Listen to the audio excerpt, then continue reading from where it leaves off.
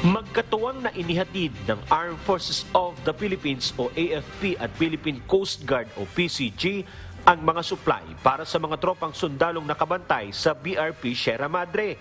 Sa ibinahaging pahayag ng National Task Force for West Philippine Sea sa pagsasagawa ng rotation at resupply o RORE mission ng UNAI sa May 1 at May 2 na iniskortehan ng BRP Cabra at BRP Sindangan na ihatid na kahapon, August 23, ang mga kailangang supply. August 5, nang bigong maihatid ang supply na dala ng sasakyang pangdagat ng Pilipinas matapos itong mabasa dahil sa ginawang pambobomba ng water cannon ng Chinese Coast Guard.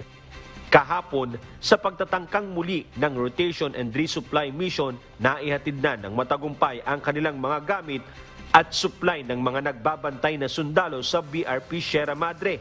Kinilala naman ni NTF-WPS National Security Advisor Secretary Eduardo Año ang determinasyon at profesionalismo ng AFP at PCG sa ginawang misyon sa Ayungin Shoal.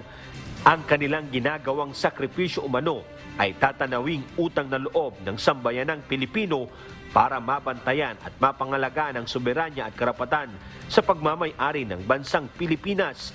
Nagpaabot din ng kanyang pagbati si AFP Chief of Staff General Romeo Brawner Jr. sa ginawang pagpapahalaga na ibinigay ng Philippine Coast Guard para sa RORE mission at nangako na patuloy na babantayan ang kanilang kaligtasan.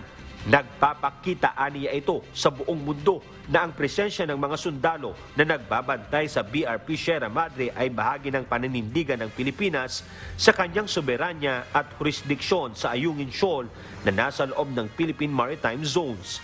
Diyos ang aming sandigan, serbisyo publiko ang aming pinahahalagahan. Alan Manansala, Humahataw.